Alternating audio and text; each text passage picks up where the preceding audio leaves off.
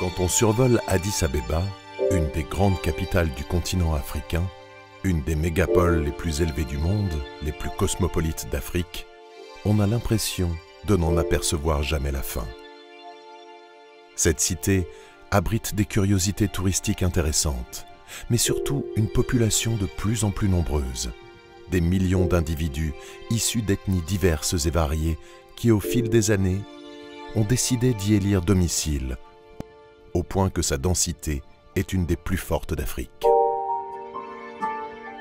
On ne s'attend pas à quitter cette vague humaine pour se retrouver au milieu d'un tout autre décor, fait de hauts plateaux, une région montagneuse accidentée à perte de vue qui grimpe à plus de 4500 mètres, qu'on appelle la Corne de l'Afrique. Pendant plus de 30 millions d'années, le gel et la chaleur ont façonné ces espaces. Ici, on est sur le toit de l'Afrique, mais on est aussi sur le point de rencontrer la mer. À la vue de ces immenses failles, on comprend mieux que le soulèvement des plaques tectoniques a provoqué une déchirure qui, à terme, pourrait couper l'Afrique en deux et voir surgir un nouvel océan.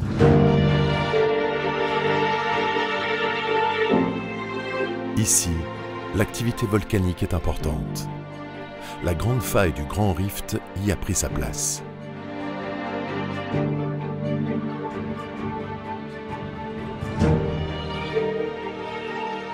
C'est dans ce Grand Rift, qui s'étend de la mer Rouge au golfe du Mozambique, au milieu de ces vastes plaines désertiques et de ces lacs aux eaux douces couleur cuivre qui font le bonheur des populations locales, qu'une rivière longue de 760 km, la rivière Omo, vit des jours présentement tranquilles. Des jours à se frayer un chemin à travers cette vallée qui est un lieu unique pendant des milliers d'années de croisements migratoires de peuples les plus anciens et divers. Ces ethnies survivent aujourd'hui aux confins des méandres de l'Omo, une rivière qui n'en finit pas d'intriguer le monde entier. C'est en parcourant ces terres, en laissant la végétation tropicale, en montant à plus de 3000 mètres d'altitude, au milieu de ces collines volcaniques, sur les versants du mont Gégé, là où l'air devient frais, qu'on va à la rencontre de ces peuples d'un autre âge, vivant avec des rites et coutumes bien distincts. Ces ethnies font la richesse et l'identité de l'Éthiopie.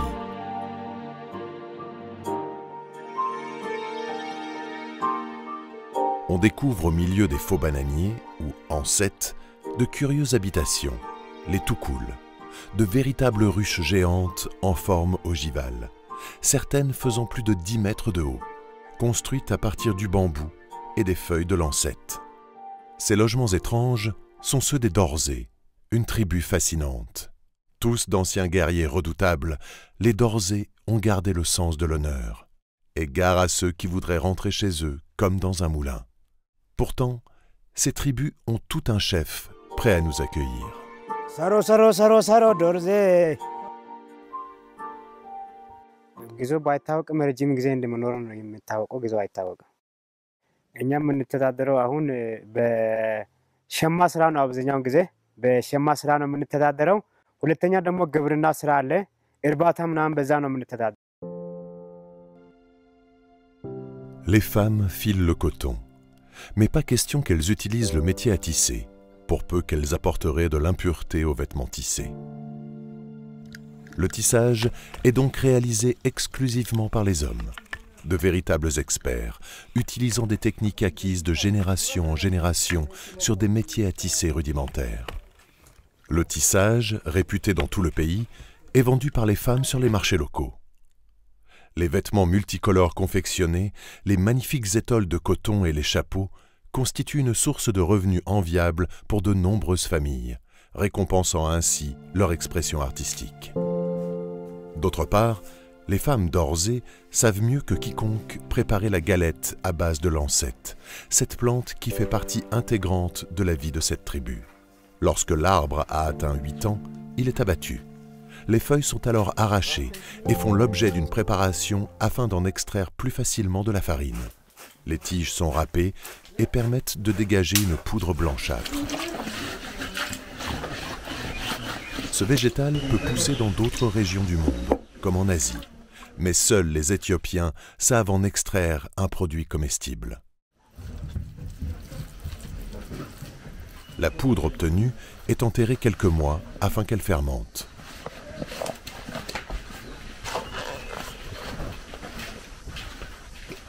Le produit acquis est appelé le kocho. Il est retiré ensuite et fait l'objet d'une attention et d'une préparation méthodique toute particulière.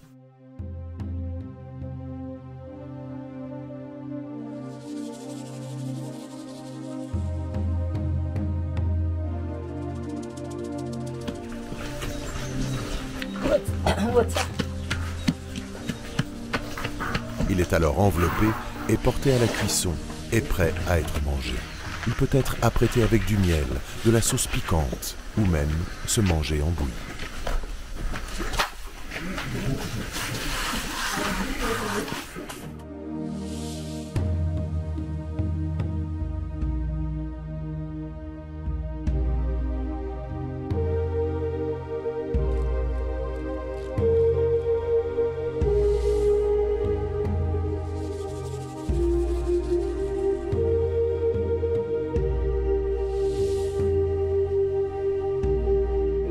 Les Dorzés sont des adeptes de musiques et de chants et fêtent les différents événements marquants par le biais de cérémonies rituelles. Parés de leurs plus belles tuniques, ils peuvent célébrer l'arrivée du printemps, l'arrêt de la pluie, le mariage d'un tel, le décès d'un proche ou tout autre élément important pouvant jouer un rôle dans leur mode de vie quotidien. Yo, yo, yo, yo, yo, yo, yo!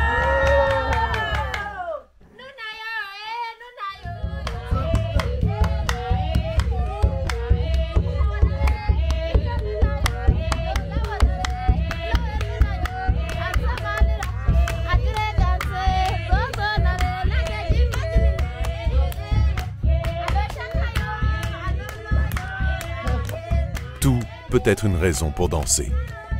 Pour danser, les hommes portent la peau de léopard, une lance et un bouclier à la main.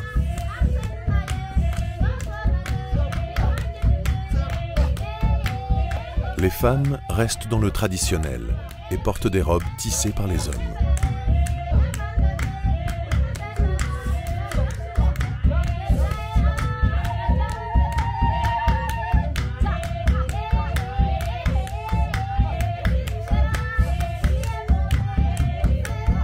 Chaque moment significatif de la vie est pour ce peuple l'occasion de danser et de faire la fête. L'expression corporelle et la musique jouent un rôle considérable dans la culture de cette ethnie, et leur âme guerrière se retrouve dans l'expressivité gestuelle.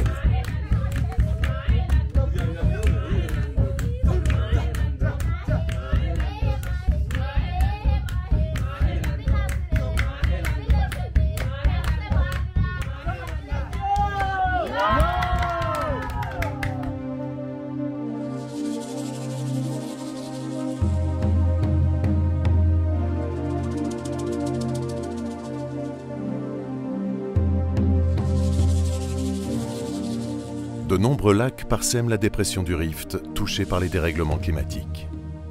Les pluies ont alimenté leurs eaux, au point d'inonder toute une végétation en bordure. Une frange aquatique continue, constituée par des tifas et des joncs, donne un aspect cataclysmique à tout un espace peuplé par les hippopotames et les crocodiles géants.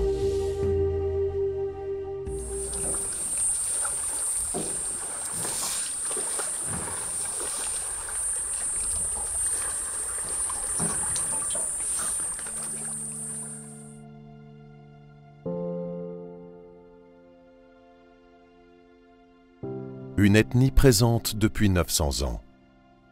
Les Konso ont transformé leur pente en terrasse, des flancs rocailleux qui cascadent comme des marches d'escalier.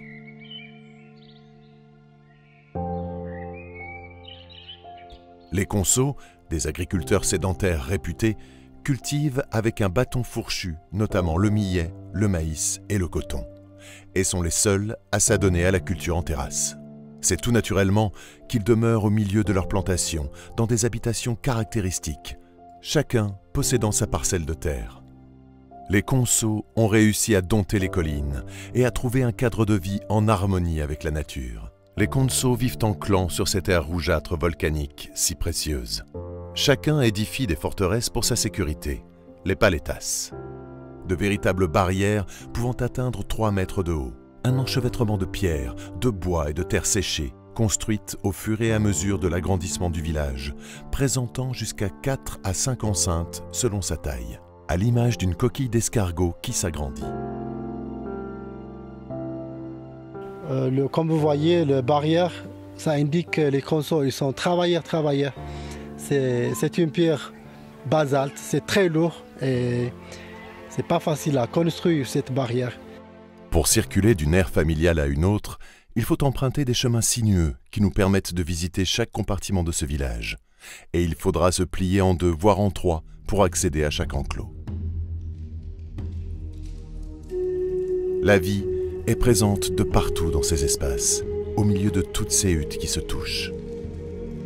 Le contour de toutes ces fortifications est une véritable plongée dans la culture ancestrale de ce peuple très attaché à ses traditions d'une autre époque et permet de mieux comprendre leur mode de vie.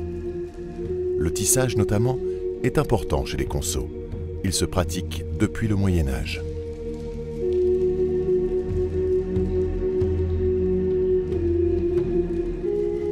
On ira à la recherche des héros décédés au village, qu'on découvrira sous forme de statues de bois sculptées dans le genévrier, les waka. D'enclos en enclos, de barrière en barrière, on s'enfonce dans ces villages archaïques.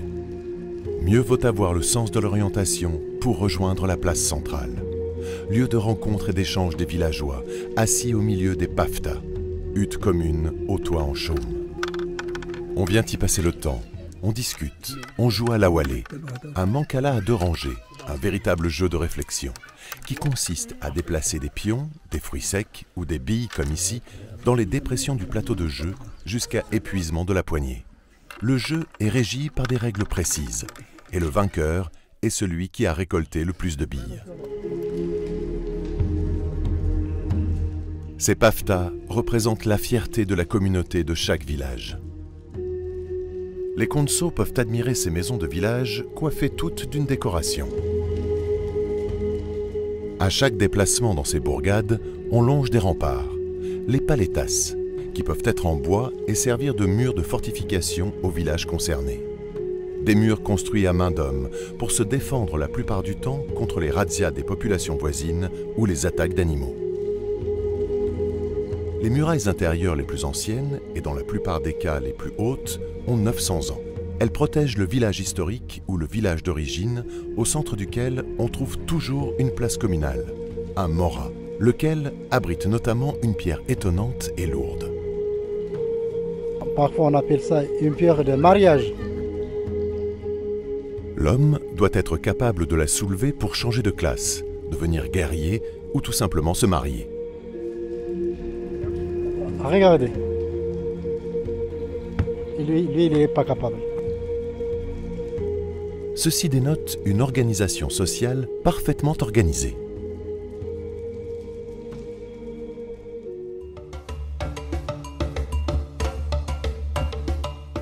Les Konso sont un peuple qui a un sens très fort de la solidarité et qui ne manque pas d'entretenir un village dont l'Oyeta, l'arbre de la génération érigé sur un mora, nous rappelle à tout instant l'âge.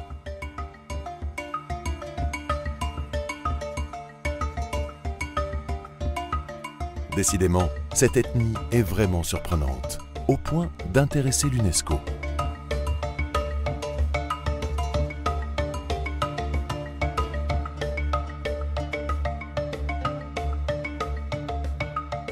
Les collines en terrasse, toutes plus verdoyantes les unes que les autres, nous permettent de rejoindre la région du parc national de Mago, située non loin de la frontière avec le Kenya.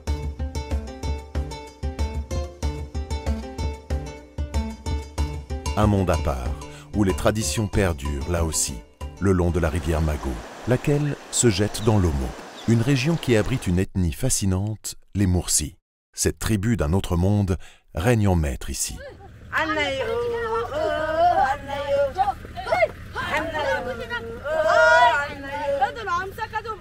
Ce peuple de guerriers n'hésite pas à se parer le corps de scarifications figuratives, lesquelles commémorent un acte de bravoure qui inspire le respect du groupe.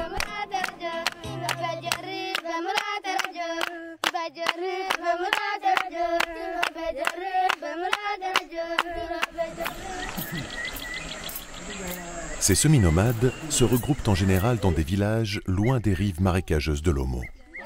Et il est courant de les croiser revenant au bercail après être allés chercher de l'eau, pêcher ou tout simplement avoir participé à des travaux d'élevage.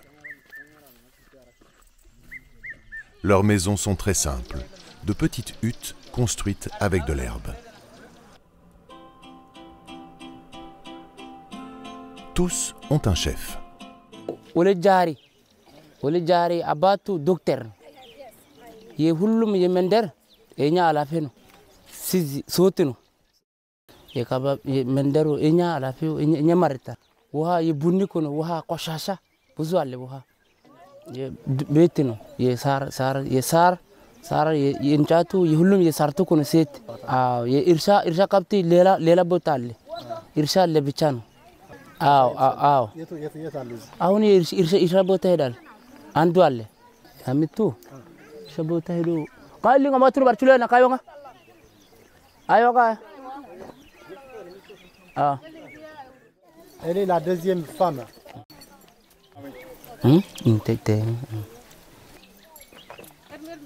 Yo leju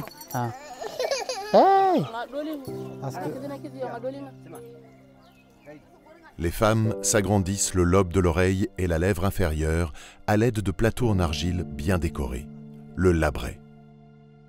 Elle est plus belle que les autres. Donc toujours c'est le mari qui commande pour agrandir cette plateau. C'est bien décoré aussi le plateau. Une particularité bien marquée de cette ethnie. C'est une dame de Murcie. Vous voyez, pour elle, ça apporte la beauté. Donc, c'est seulement chez les Murcis qu'ils ont les plateaux sur le livre.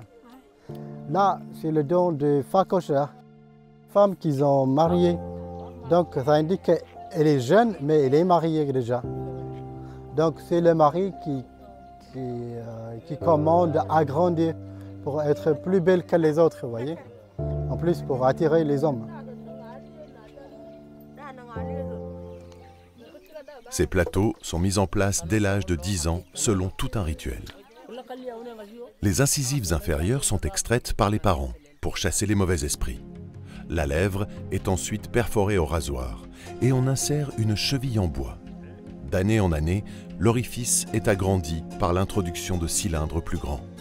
Les grands disques bien décorés sont insérés quand le trou est assez large. C'est leur tradition. Regardez les oreilles, les deux côtés. C'est toujours les femmes qui le font.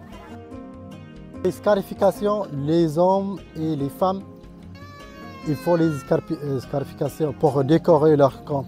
Ça apporte la beauté quand même.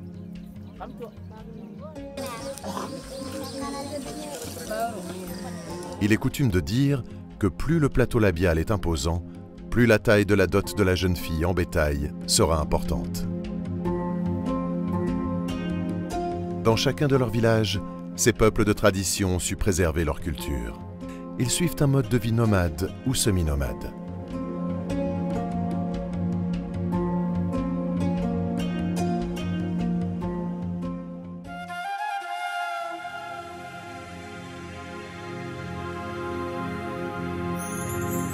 L'Omo, toujours l'Omo. Fleuve qui doit être traversé pour continuer à aller à la rencontre de ces peuples, et notamment des Hameurs.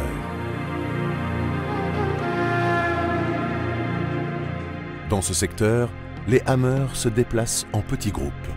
Les suivre est l'assurance d'arriver à leur village. Leurs habitations sont généralement ogives. Qui est bien décoré, mais ça fait avec de peau de chèvre.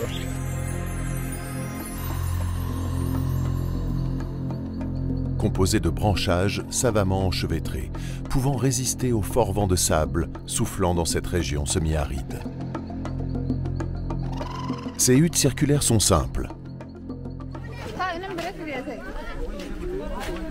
Les femmes Hamars se fabriquent en radeloc pour paraître séduisantes, en tordant et enroulant leurs mèches de cheveux avec du beurre local, de l'onceau et de l'ocre rouge.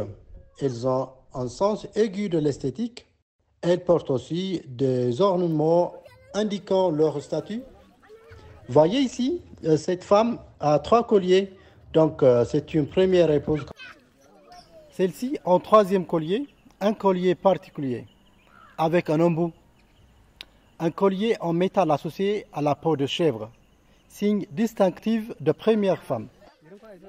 Il y a un coutume chez les Amers.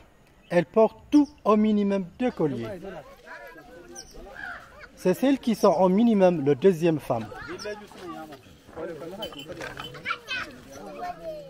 Vous voyez, cette femme plus âgée, ces fameux 3e collier a été enlevé. C'est celles qui sont au minimum le 2e femme. Allô, tu onin shadoye.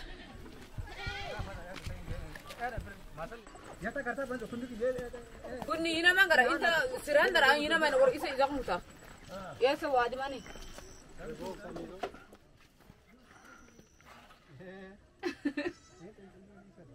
Inta adam dagiya.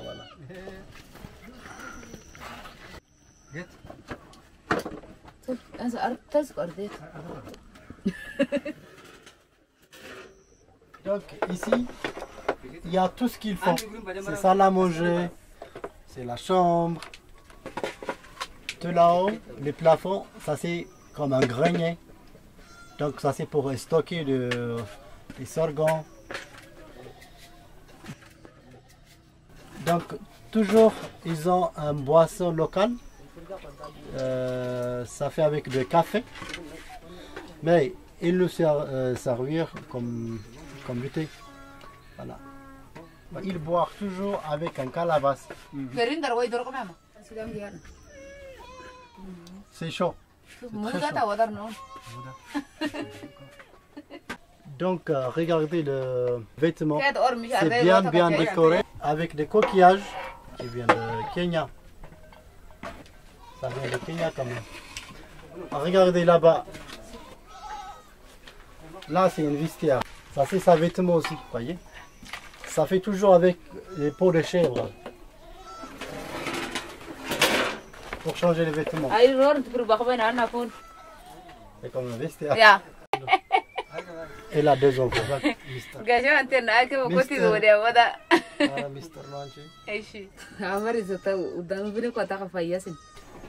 Elle a dit elle est contente parce que chez les Amers, c'est normal d'être 2e femme.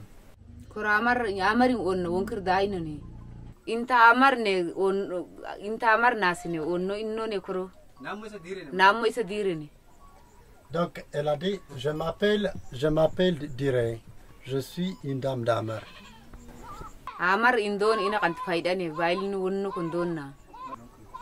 Je suis fière d'être une dame d'Amer.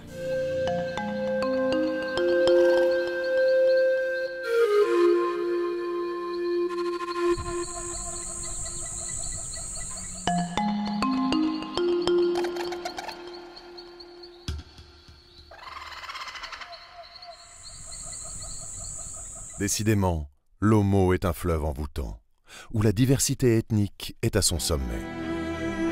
Des peuples fascinants comme beaucoup de ces tribus de l'Omo. Une région attrayante, proche de ces forêts denses et tropicales, difficilement pénétrables. Et de ces bassins d'eau que sont les divers lacs formés dans le Grand Rift, où vivent ces ethnies qui ont échappé au mode de vie occidental et sont devenues au fil du temps un formidable relais de l'histoire de l'humanité.